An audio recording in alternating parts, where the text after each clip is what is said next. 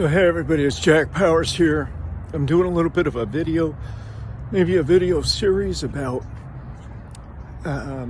my actual life here after prison.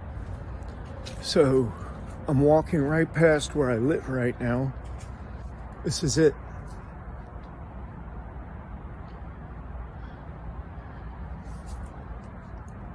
What a beauty, huh? Our little RV right there. And we are parked kind of in a commercial area. You can see that it's, somewhat commercially oriented. But there's also a number of other RVs parked on this street, so we're not the odd ones out. It's not bad living in an RV. We have some footage about our life together, my wife and I and our little puppy Emma. So we want to put some things together and continue to create some videos that just show the reality of my life after 33 years of being imprisoned. So, it's a little bit cold out here today.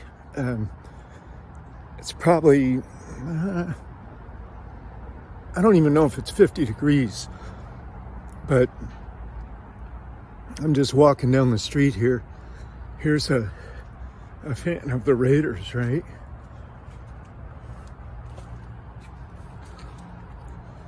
Raiders fan. Yeah, there's all kinds of folks who hang out. It's really a juxtaposition between the haves and the have-nots. You see these multi-million-dollar buildings, and then, like this one right over here.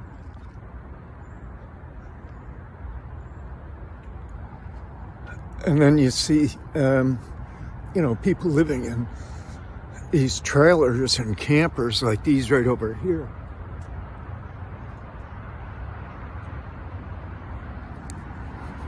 And you get an idea of the great divide between the haves and the have-nots. But I'm not saying that it's, I'm not saying that if you have, you shouldn't have, and if you don't, that you should. It's just that there is factually a great divide. So sometimes we come up in here. This is like a little area right here. This is an old parking lot.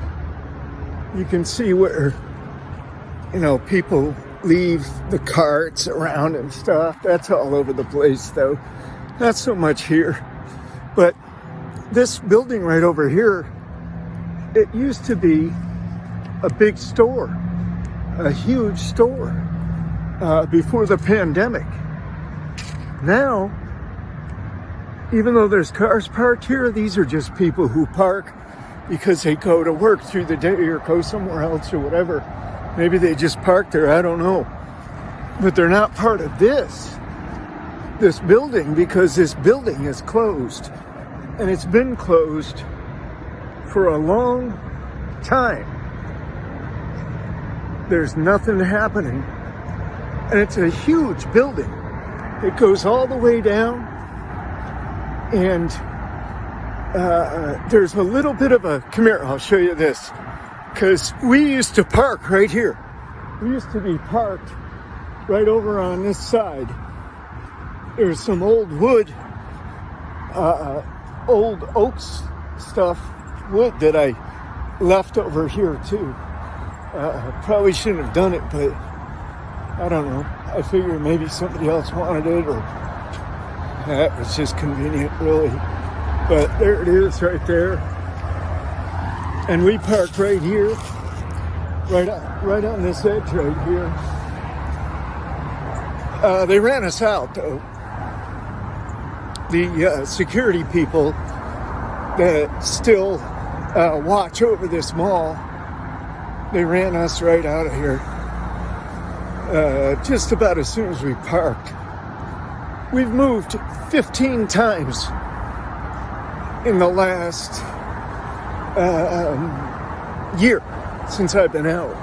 We've had to move 15 times altogether. So where we're parked right now is a pretty good spot, but you can see where that truck is parked right down there, that black truck, and that's a ramp that goes down, right? We were parked right there on that ramp. That ramp goes down, way down, and we were backed in there. And that was the first time that we were forced to move from there over to here, and then from here to another spot within just a few days. The other spot was a church right over on this other road that is defunct. Nobody uses the parking lot or property, just like this one. Nobody uses it. But still, they don't want you parking in these places. I mean, they've got their rights, I guess. I don't know if it's security, I don't know, because at the church parking lot, we had this guy named Alex who pulled up. Supposed to be this Vive church, this big progressive evangelical church full of Christians, right? This guy pulls up. He was the rudest, most belligerent individual I'd ever run across, even in my prison time. You guys got to get out of here right now. I'm not kidding. I'm going to give you 1 hour to get your shit packed and get out of here.